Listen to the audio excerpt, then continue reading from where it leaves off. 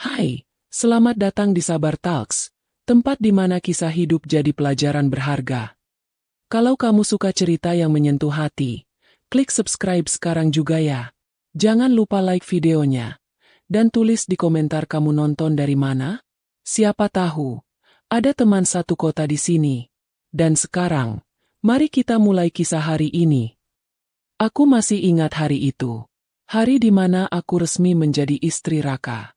Hari yang seharusnya penuh haru, tawa, dan doa-doa indah dari orang-orang terdekat. Tapi entah kenapa, sejak awal semuanya terasa hampa. Tidak ada momen aku melempar beras ke atas kepala sebagai simbol bahagia. Tidak ada tangis bahagia dari ibuku. Bahkan, tidak ada pelukan hangat dari adikku, Nadia. Semuanya seperti berjalan sesuai jadwal, rapi dan dingin. Seolah-olah semua orang hanya ingin aku cepat selesai dan segera pergi bersama pria yang kini menjadi suamiku. Raka, laki-laki berkemeja putih gading dengan senyum setengah malas, menggenggam tanganku saat itu tanpa semangat. Tapi aku tetap berpura-pura bahagia. Karena aku percaya, cinta bisa dibangun. Aku yakin, meski tidak dimulai dengan cinta, pernikahan kami bisa tumbuh menjadi sesuatu yang hangat dan kuat. Tapi nyatanya, keyakinanku hancur perlahan. Hari demi hari setelah menikah, aku merasa seperti istri di atas kertas saja. Raka terlalu sibuk dengan pekerjaannya, dengan teman-temannya, dan mungkin dengan seseorang yang lain. Aku mencoba memaklumi. Aku tahu, sebagai pria karir, dia punya ambisi besar. Tapi yang membuatku sesak adalah caranya memandangku, bukan seperti pasangan hidup, tapi seperti rekan bisnis yang tak lagi menguntungkan. Suatu malam, saat aku menunggunya pulang dengan hidangan makan malam yang sudah dingin, aku menerima pesan dari Raka. Maaf, lembur, jangan tunggu. Padahal malam itu ulang tahun pernikahan kami yang kedua. Aku menangis dalam diam, duduk di lantai dapur, memandangi meja makan yang tak pernah disentuh. Aku sadar, aku sudah kehilangan suamiku, meski secara hukum kami masih terikat. Yang lebih menyakitkan adalah kenyataan bahwa aku sedang hamil. Ya, hamil. 3 minggu sebelum hari ulang tahun pernikahan itu, aku merasa mual setiap pagi. Awalnya kukira karena stres, tapi setelah memeriksakan diri ke dokter, hasilnya jelas positif. Aku menggenggam hasil tes pack dan surat dokter itu berhari-hari. Berusaha mencari waktu yang tepat untuk memberitahu Raka. Tapi kapan? Saat dia selalu pulang larut malam? Saat dia bahkan tak menoleh ke arahku? Aku takut. Bukan takut akan jadi ibu. Tapi takut menghadapi kemungkinan bahwa kehamilan ini justru akan membuatnya semakin menjauh. Atau lebih buruk lagi, dia akan memintaku menggugurkan anak ini demi masa depan kami, yang katanya sudah tak searah. Aku memutuskan untuk diam, merawat kehamilan ini sendirian. Menyimpan rahasia ini di balik senyum dan tubuh yang perlahan membengkak. Hubungan kami semakin renggang. Setiap obrolan hanya seputar tagihan listrik, undangan kantor, atau siapa yang akan menjemput mobil dari bengkel. Tak ada lagi pelukan, tak ada lagi tawa, tak ada lagi cinta. Puncaknya terjadi di awal bulan. Saat aku sedang menyiapkan makan malam, Raka pulang lebih cepat dari biasanya. Tapi wajahnya bukan lelah, melainkan datar. Dan tanpa basa-basi, dia mengeluarkan sebuah amplop coklat dari tasnya dan meletakkannya di atas meja. Aku sudah tanda tangani. Kau tinggal bawa ini ke pengadilan, ucapnya singkat. Tanganku gemetar saat membuka amplop itu. Surat cerai, lengkap dengan tanda tangan Raka. Aku menatapnya, menunggu penjelasan. Tapi dia hanya menatap kosong ke arah jendela. Kenapa, Raka? Dia diam. Apa ada orang lain? Tanyaku, nyaris berbisik. Dia menarik napas, lalu berkata pelan. Kita sudah tidak cocok, Ayla. Kamu tahu itu. Hatiku seperti disayat. Tapi aku menelan semuanya. Aku tidak menangis, tidak berteriak, tidak memohon. Aku hanya berkata, baik. Dan sejak saat itu, aku tahu, aku harus mempersiapkan diri untuk hidup sendirian. Bukan hanya untuk diriku, Tapi untuk anak yang sedang tumbuh dalam perutku. Beberapa hari kemudian, aku menerima undangan ulang tahun adikku, Nadia. Usianya genap 24 tahun. Kami tidak terlalu dekat sejak kecil, tapi aku tetap ingin datang. Setidaknya agar ibu tidak curiga dengan kondisiku yang mulai berubah. Di pesta kecil itu, aku mengenakan gaun longgar berwarna abu-abu. Perutku masih belum terlalu terlihat, meski kadang rasa mual menyerang tiba-tiba. Nadia tampak bahagia. Banyak tamu, teman kuliahnya, tetangga, dan kerabat datang. Tapi ada satu momen yang membuat jantungku berdegup tak karuan. Saat Nadia menarikku ke sudut ruang dan berbisik dengan wajah ceria. "Kak, aku lagi dekat sama seseorang. Dia lebih tua, tapi baik banget. Perhatian. Kayak tipe suami idaman, deh." Aku tersenyum kaku. "Siapa namanya?" "Rahasia dulu ya. Tapi nanti kamu akan tahu." Aku serius sama dia. Aku hanya mengangguk. Aku tak ingin menghancurkan senyumnya. Tak ingin jadi kakak yang sinis. Tapi di hatiku muncul firasat buruk yang belum bisa kuterjemahkan. Dan malam itu, sambil mengusap perutku pelan, aku hanya bisa bergumam dalam hati. "Bertahanlah, nak, apapun yang terjadi setelah ini." Kalimat itu terus terulang dalam benakku ketika aku pulang dari pesta ulang tahun Nadia malam itu. Jalanan lengang, tapi pikiranku ramai oleh berbagai ketakutan yang tak berani kusebutkan satu persatu. Aku memandangi cermin di dalam kamar kontrakan sederhana yang kini kutinggali sendirian. Perempuan dengan mata sayu, pipi sedikit membulat, dan perut yang mulai menonjol sedikit. Itu aku. Tak ada yang tahu aku hamil. Bahkan keluarga sendiri. Semua mengira aku hanya sedang diet atau kelelahan pasca perceraian. Dan aku membiarkannya begitu. Karena aku tahu, jika kebenaran terbongkar, akan lebih banyak luka yang tak akan bisa dijahit. Satu-satunya yang tahu hanyalah dokter kandungan yang kugunakan di klinik kecil dekat pasar. Bahkan aku memakai nama samaran saat mendaftar.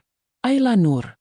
3 hari setelah ulang tahun Nadia, aku duduk sendiri di rumah kontrakan, membaca ulang surat cerai yang sudah resmi dari pengadilan. Tinta tanda tangan Raka masih terlihat baru. Semua proses administratif sudah selesai. Aku bukan lagi istrinya. Tak ada lagi ikatan hukum. Tak ada lagi perlindungan. Tak ada lagi hak. Namun ironisnya, di dalam rahimku, darah dagingnya masih hidup. Bergerak kecil-kecil. Seolah mengingatkanku bahwa meskipun semua sudah putus, ada satu hal yang belum bisa dia hapus. Anak ini. Aku sempat ingin menghubungi Raka. Mengirimkan pesan. Memberitahu bahwa aku hamil. Tapi jari-jariku selalu berhenti di tengah. Layar ponsel terus kosong. Kata-kata tercekat di tenggorokan. Karena aku tahu, dia tidak akan peduli. Atau lebih tepatnya, dia akan memintaku menyingkir. Ibu mulai menelpon lebih sering. Nada bicaranya seperti biasa. Datar dan penuh sindiran halus. "Kamu nggak datang-datang ke rumah, Ayla.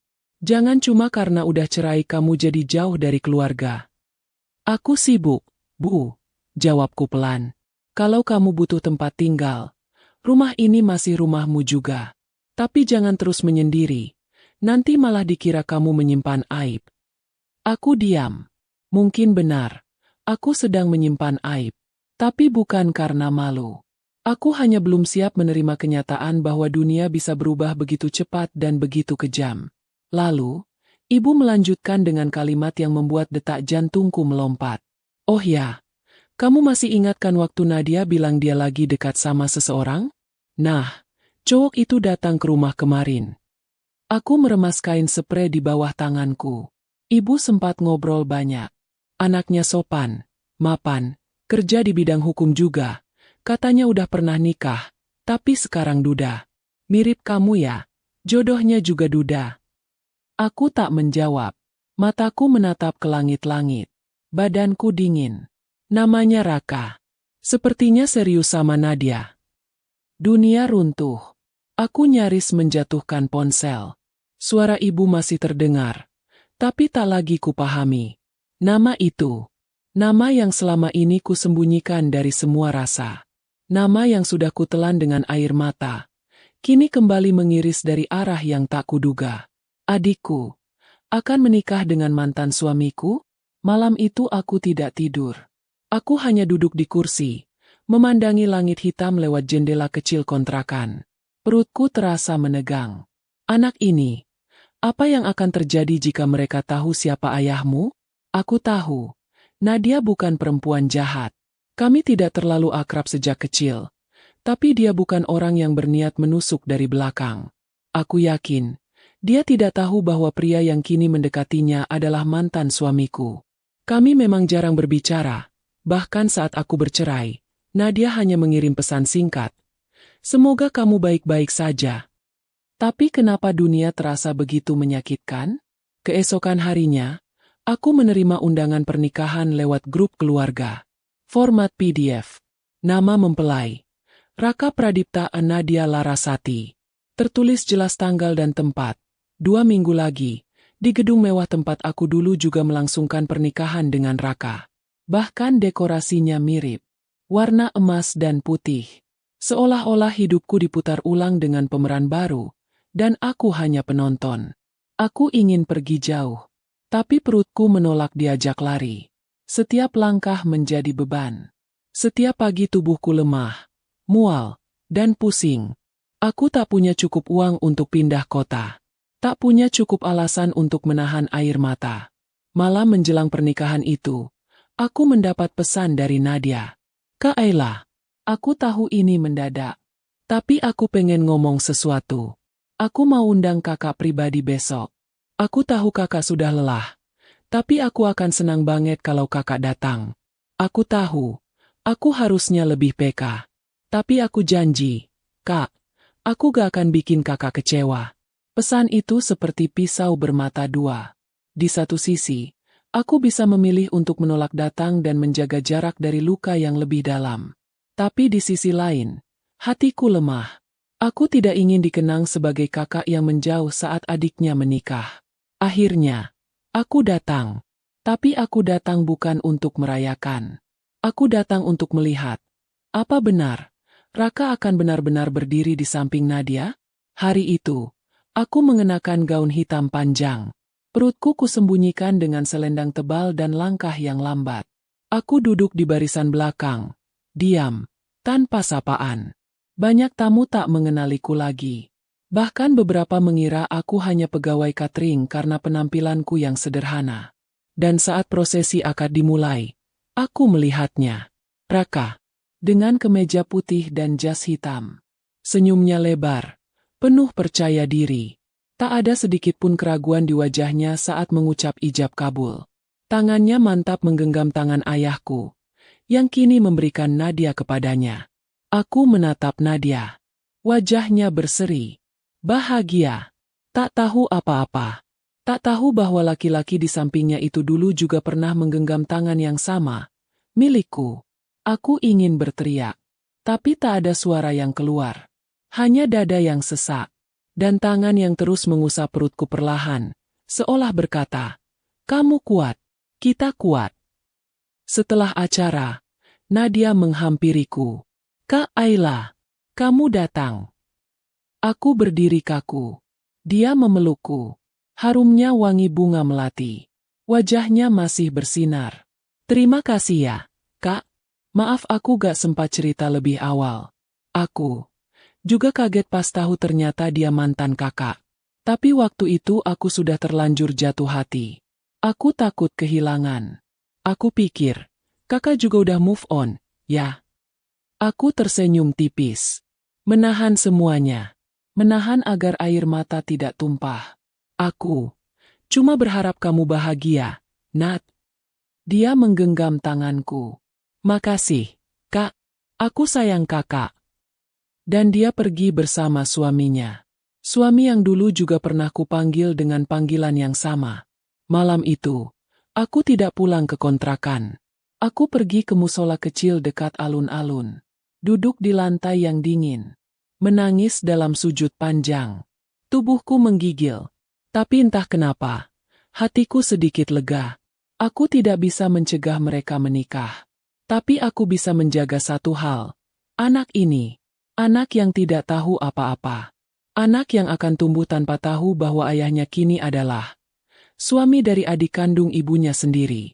Dan aku bersumpah, mulai malam itu, rahasia ini akan kubawa sendiri. Sampai dunia siap menerimanya.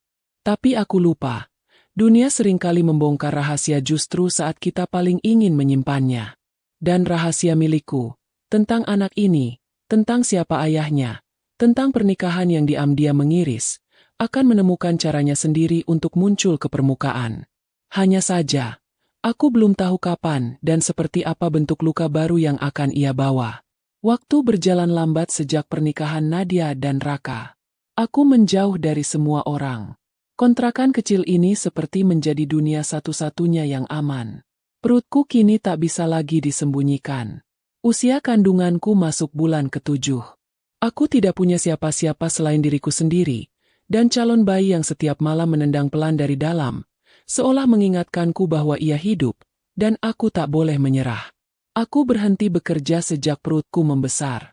Warung tempatku biasa membantu sudah tidak menerima karena takut risikonya. Aku hidup dari sisa tabungan, yang semakin menipis.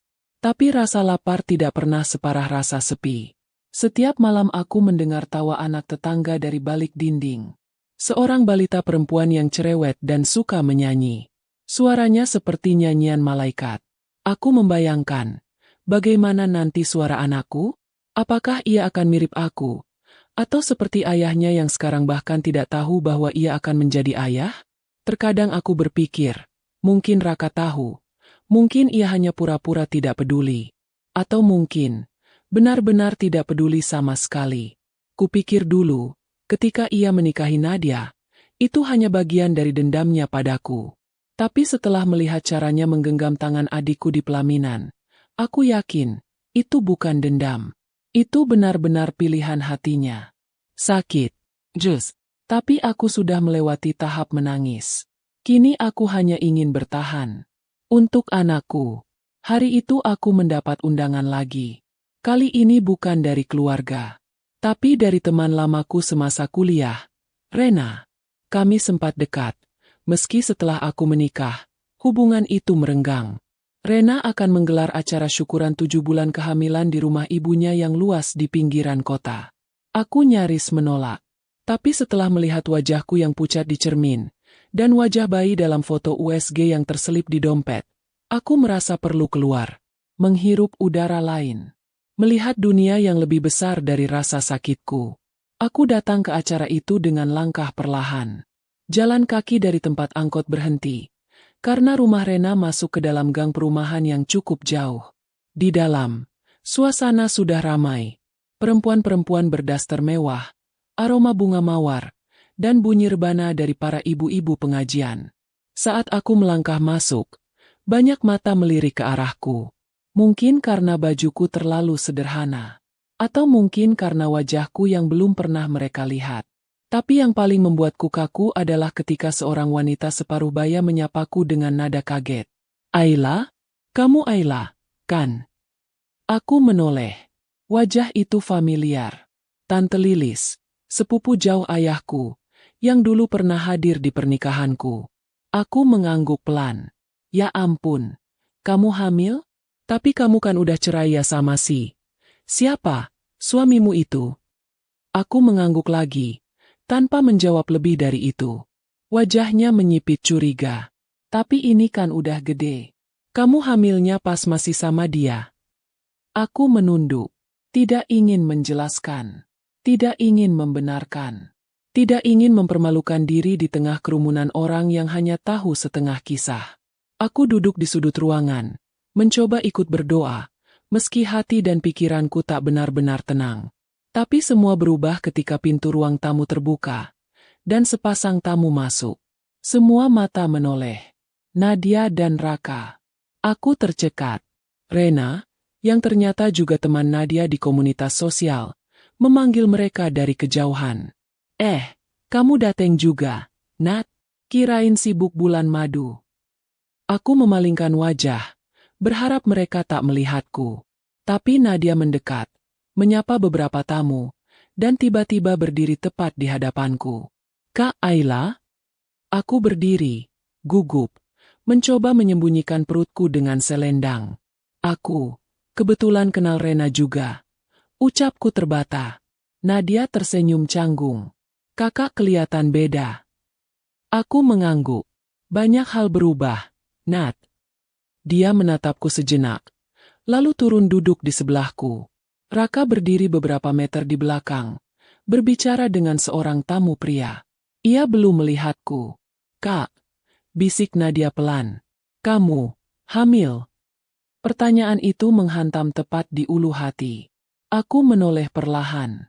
Nanti saja, Nat. Jangan di sini. Matanya membulat. Tapi ia tak melanjutkan. Selepas acara, aku hendak pulang lebih dulu. Tapi Nadia mengejarku di gerbang. Kak, tunggu. Aku menoleh. Napasku mulai sesak karena kepanasan. Itu, anak siapa, Kak? Aku tidak menjawab. Nadia mendekat. Jangan bilang ini anak Raka. Aku menatap matanya. Mata yang selama ini tak pernah menatapku seperti ini. Mata yang biasanya penuh ceria, kini gelisah dan terluka. Aku hamil 2 minggu sebelum kalian menikah, kataku lirih. Kau bisa hitung sendiri. Wajah Nadia langsung memucat. Kenapa gak bilang? Kenapa gak cerita dari awal? Suaranya hampir tak terdengar. Aku menghela napas panjang. Karena kalian sudah bahagia. Karena kalian sudah memilih. Karena aku gak mau jadi batu yang menghalangi kalian. Tapi bukan berarti aku gak terluka. Nadia terduduk di trotoar. Tak peduli tatapan orang. Tangannya gemetar. Aku gak tahu, Kak. Sumpah, aku gak tahu. Aku jongkok di sebelahnya. Aku tahu kamu gak tahu. Tapi sekarang kamu tahu. Dan apapun yang kamu lakukan setelah ini, bukan urusanku lagi. Aku berdiri, melangkah pergi, meninggalkan Nadia yang masih menangis di bawah terik matahari siang. Aku tak menoleh lagi, tapi aku tahu, hidupku baru saja berubah. Lagi, seminggu setelah itu, aku pindah dari kontrakan. Seorang wanita tua yang dulu pernah menolongku saat pingsan di pasar, Bu Marni, menawarkan tempat tinggal sementara di rumah kecilnya di pinggiran desa. Anggap aja rumah sendiri. Saya udah tua, gak punya anak. Kamu bisa bantu-bantu di rumah, ngajar ngaji anak tetangga, sambil nunggu lahiran. Aku mengangguk terharu. Dalam sunyiku, Tuhan ternyata masih mengirimkan malaikat. Hari-hari berikutnya terasa lebih tenang. Tapi aku tahu, ketenangan ini hanya jeda sebelum badai lain datang. Karena sekali rahasia terbuka, ia tak akan bisa ditutup kembali. Dan benar saja, sejak hari Nadia mengetahui kehamilanku, hidupku tidak lagi sama. Ketukan di pagi hari, pesan masuk tengah malam, telepon yang tak kujawab, semuanya dari Nadia. Aku tak berniat menghindar. Tapi aku belum sanggup menghadapi pertanyaan-pertanyaan yang tidak akan mampu kujawab tanpa rasa sesak. Di rumah kecil Bu Marni, aku menjalani hari-hari sederhana. Menyapu halaman, menjemur pakaian, mengajar anak-anak membaca huruf hijayah. Semuanya kulakukan perlahan, penuh kesabaran, agar tubuhku tetap kuat sampai waktu melahirkan tiba. Tapi di balik ketenangan itu, pikiranku terus-menerus berputar. Aku tahu, Nadia tak akan diam. Dia bukan tipe yang menelan rahasia begitu saja. Apalagi jika menyangkut pernikahannya sendiri.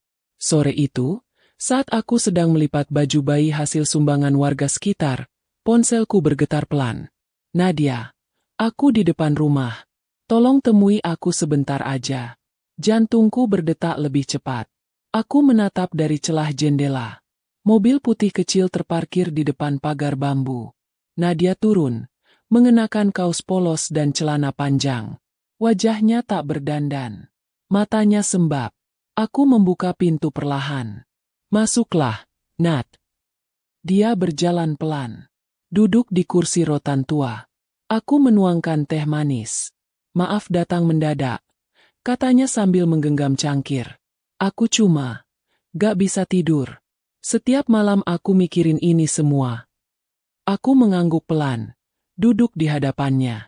Raka belum tahu, ujarnya lirih. Aku terdiam. Aku gak tahu harus gimana.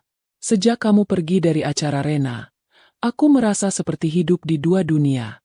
Yang satu, dunia pernikahan yang mulai terasa dingin. Yang satu lagi, dunia tempat kamu dan anakmu berdiri. Dan keduanya terasa menusuk. Aku menatap wajahnya.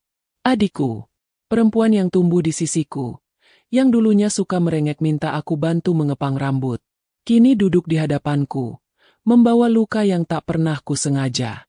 Aku gak pernah berniat menyakitimu, Nat. Aku cuma gak punya pilihan. Dia menunduk. Apa Raka tahu kamu hamil sebelum kami menikah? Aku menggeleng. Dan kamu gak pernah berniat bilang. Awalnya iya. Tapi setelah aku lihat kalian bersanding, aku tahu, kalau aku bilang, gak akan ada yang menang. Nadia menarik napas dalam. Aku hamil juga, Kak. Aku tersentak. Pandanganku terangkat. Menatap wajahnya yang kini mulai berair mata. Usia kandunganku baru 1 bulan. Aku baru tahu minggu lalu. Dunia seperti terdiam sesaat. Aku hamil dari suami yang ternyata sudah punya anak dari kakakku sendiri. Aku berdiri. Badanku limbung. Kubopong diriku ke dinding terdekat. Tapi Nadia bangkit dan menahanku. Maaf, Kak. Aku gak bermaksud menyakitimu. Tapi aku gak tahu harus gimana. Aku duduk kembali. Nafasku terengah. Lalu, kenapa kau datang ke sini? Dia memejamkan mata sejenak. Karena aku gak sanggup menjalani semuanya sendiri.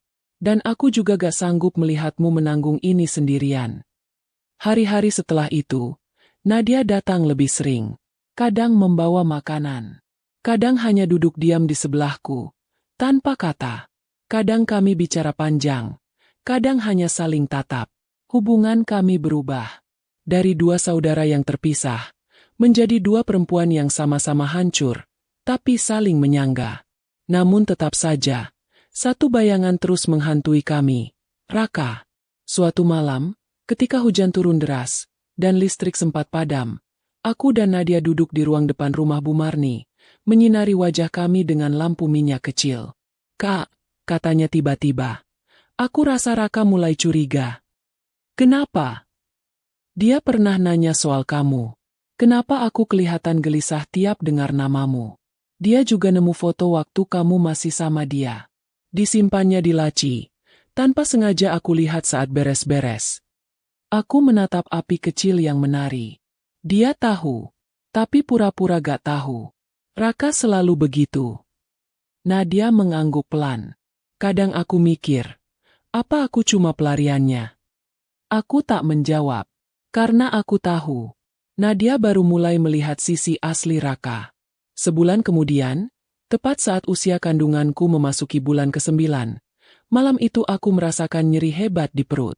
Aku menggigit bantal, tubuhku menggigil. Bu Marni segera menghubungi bidan desa. Nadia datang terburu-buru malam itu, tanpa diberitahu, hanya karena hatinya merasa tak tenang. Tuhan seperti sedang menyusun takdir malam itu dengan rapi, agar semua yang tersembunyi selama ini akhirnya tumpah. Aku dibawa ke ruang bersalin kecil. Nyeri makin kuat. Aku menggenggam tangan Nadia sambil menangis. Keringat membasahi seluruh tubuhku. Suara ibu-ibu mengaji terdengar samar dari musola dekat klinik. Bertahan, Kak. Bertahan. Bisik Nadia sambil menahan air mata. Butuh lebih dari 3 jam perjuangan. Hingga akhirnya, suara tangis bayi memecah malam. Laki-laki. Kulitnya kemerahan. Matanya kecil seperti milikku. Tapi bentuk hidungnya dan garis rahangnya tak bisa disangkal. Itu milik Raka. Nadia menangis saat melihat bayi itu. Ia menggendongnya pelan, seolah menggendong sesuatu yang akan mengubah hidup kami selamanya. Namanya siapa? Tanya bidan. Aku menoleh, lalu berkata pelan. Raka Adrian. Nadia menoleh padaku. Matanya membulat, tapi tak ada kemarahan. Hanya pasrah. Keesokan harinya, saat matahari belum tinggi, Raka datang. Bu Marni yang menyambutnya di depan rumah. Aku melihat dari jendela, saat pria itu berdiri di depan pagar, mengenakan kemeja dan wajah tegang. Nadia menyusul keluar dan mengajaknya masuk. Tak ada kata di antara kami bertiga selama beberapa menit. Hanya napas, dan suara bayi yang tidur dalam gendongan. Lalu Raka bertanya, "Itu, anakku?" Aku mengangguk pelan. Dia menarik napas panjang, lalu duduk, menatap bayinya. Tak bicara, tak menyentuh, tapi matanya berkaca-kaca. Aku gak tahu harus marah ke siapa. Diriku sendiri, mungkin. Nadia berdiri di belakangnya. Diam. Tidak menangis. Tidak memaki. Tapi wajahnya jelas menggambarkan satu hal. Kecewa yang dalam. "Kenapa kamu gak bilang, Ayla?" Tanya Raka, pelan. "Karena kamu sudah membuat pilihanmu. Dan anak ini, bukan sesuatu yang harus kamu tahu jika kamu memang sudah benar-benar pergi." Raka terdiam. Lalu berkata pelan, "Tapi aku, ayahnya." Aku berdiri, menggenggam bayiku lebih erat. Dan itu satu-satunya hal yang tidak bisa kau hindari. Hari itu, semua rahasia terbuka. Semua luka dibuka. Semua pertanyaan dijawab. Tapi luka yang dibuka tidak akan langsung sembuh. Dan jawabannya pun tidak akan membuat semuanya kembali seperti semula. Karena setelah ini, akan ada keputusan yang harus diambil. Dan keputusan itu tidak akan mudah. Karena tak ada yang benar-benar menang dalam luka yang sudah terlanjur dibiarkan tumbuh. Pagi itu, suasana rumah kecil Bu Marni terasa sunyi.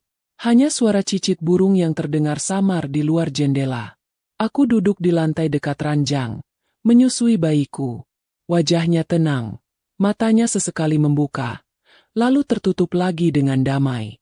Nafasnya ringan, seolah tak tahu dunia di sekitarnya sedang kacau oleh pilihan orang dewasa yang tak selesai dengan masa lalu mereka. Di sudut ruangan, Raka masih duduk diam. Nadia berdiri menyandarkan diri di kusen pintu. Tak ada yang bicara sejak tadi. Hanya suara-suara kecil dari dalam dada masing-masing yang tak berani diucapkan. Raka berdiri perlahan. "Aku mau peluk anakku." Aku menoleh. "Kau yakin?" Ia mengangguk. Dan dengan langkah pelan, ia mendekat. Tangannya menyentuh pelan kepala bayi kami. Lalu ia duduk di sebelahku dan mengulurkan tangan. Aku menyerahkan bayi itu, ragu-ragu. Tangis bayi itu mereda saat berada di pelukannya. Mungkin dia mengenal detak jantung itu. Mungkin tubuh mungil itu tahu bahwa lelaki ini, meski tak hadir sejak awal, adalah darahnya sendiri. Raka tersenyum kecil. "Mirip aku waktu bayi." Aku mengangguk, tapi tak mengatakan apa-apa. Nadia mendekat perlahan. Ia berdiri di antara kami. Wajahnya tegas, tapi tidak marah. Tidak meledak. Justru, terlihat jauh lebih dewasa daripada siapapun yang ada di ruangan itu. "Kalian sudah memutuskan apa yang akan dilakukan setelah ini?" Pertanyaan Nadia seperti palu godam. Sederhana, tapi menghantam bagian terdalam. Aku menoleh ke arahnya. "Apa maksudmu?" Aku tahu aku tidak bisa memaksa siapapun. Tapi aku juga tidak bisa pura-pura kuat terus-terusan. Aku ingin tahu, kemana arah semuanya. Raka mendongak, menatap Nadia. "Aku gak akan ninggalin kamu." Nadia tersenyum pahit. "Bukan itu yang kutanyakan, Raka. Aku tanya, kamu akan jujur sama diri kamu sendiri, atau tetap menjalani ini semua hanya karena rasa bersalah?" Raka terdiam. Aku ingin menyela, tapi tak sanggup. "Kau tahu, Kak," lanjut Nadia sambil menatapku. "Sejak kecil aku selalu merasa ada jurang tak terlihat antara kita. Aku ingin jadi kakak sepertimu, tapi selalu kalah di mata ibu. Di sekolah, di rumah. Tapi anehnya, justru saat semuanya hancur begini, aku merasa kita benar-benar jadi saudara." Aku menunduk. Mataku berkaca-kaca. "Aku tahu kamu gak salah. Aku tahu kamu gak sengaja. Tapi luka tetap luka. Dan sekarang kita harus hidup di antara luka itu." "Jadi kamu mau bagaimana?" tanya Raka, akhirnya bersuara. Nadia menghela napas. Aku gak minta kamu tinggalkan anakmu. Tapi aku juga gak bisa menjalani pernikahan ini kalau aku tahu hatimu ada di tempat lain. Raka menatap Nadia. Aku sayang kamu. Tapi lebih sayang Ayla. Pertanyaan itu mengambang di udara. Tak dijawab. Karena diam. Sudah cukup menjadi jawaban. Beberapa minggu berlalu sejak hari itu. Raka mulai datang lebih sering. Ia membelikan popok, susu, bahkan mainan untuk bayinya. Tapi kehadirannya tak pernah utuh. Selalu ada jeda di antara niat baiknya dan keraguan yang ia pendam. Seperti seseorang yang ingin benar, tapi tak tahu bagaimana cara menjadi benar tanpa menyakiti siapapun. Nadia pindah ke rumah ibuku sementara waktu. Ia bilang ingin sendiri, menata ulang pikirannya, dan memberi jarak pada semua yang membingungkannya. Aku tidak melarang. Aku paham. Dan aku menghargai keberaniannya mengambil langkah mundur. Saat banyak perempuan lebih memilih bertahan meski hatinya hancur. Di satu pagi yang dingin, Raka datang membawa sebuah kotak kecil. Ia duduk di depanku, dan meletakkan kotak itu di meja kayu. Ini dokumen perwalian. Aku sudah tanda tangani. Kalau kau setuju, kita bisa ajukan ke pengadilan. Aku tak akan menuntut hak asuh. Tapi aku tetap ingin jadi ayah. Dengan caraku. Di waktu yang ku tahu tak mengganggumu. Aku membisu beberapa detik. Lalu membuka kotak itu. Di dalamnya ada surat pernyataan bermeterai. Dan foto kecil Raka sedang memangku anak kami. Kenapa kau lakukan ini? Tanyaku akhirnya. Raka menatap mataku. Karena untuk pertama kalinya, aku ingin bertanggung jawab, bukan hanya menyelamatkan citra. Aku menunduk, menahan air mata. Dan Nadia? Tanyaku. Dia minta waktu. Tapi aku tahu, dia lebih kuat dari yang kubayangkan. Bahkan mungkin lebih kuat dari aku. 2 bulan setelah itu, aku pindah ke rumah baru di pinggiran kota kecil. Bantuan dari Bu Marni dan komunitas tempatku mengajar menggalang dana untuk membantuku memulai hidup baru. Aku mengajar anak-anak membaca, menulis, dan sedikit mengaji. Hidup sederhana, tapi damai. Nadia datang sesekali. Kandungannya kini mulai membesar.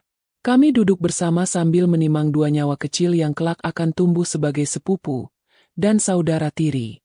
Satu hari, saat kami jalan pagi bersama, seorang ibu tetangga yang baru pertama kali melihat kami berdua menatap bayi di gendonganku, lalu bertanya polos. Anak siapa, Bu? Mirip banget sama suaminya Bu Nadia. Loh. Aku tersenyum. Memang mirip. Nadia tertawa kecil. Karena dunia ini kecil. Tapi hati kita harus lebih besar dari rasa sakitnya. Dan sejak hari itu, aku berhenti menyembunyikan siapa anakku, siapa ayahnya, dan siapa aku. Bukan karena aku ingin membalas luka, tapi karena aku sudah selesai mengurung diri dalam diam. Aku tak lagi takut rahasia ini terbongkar. Karena sekarang, semuanya sudah jadi bagian dari cerita hidup yang tak perlu lagi disembunyikan.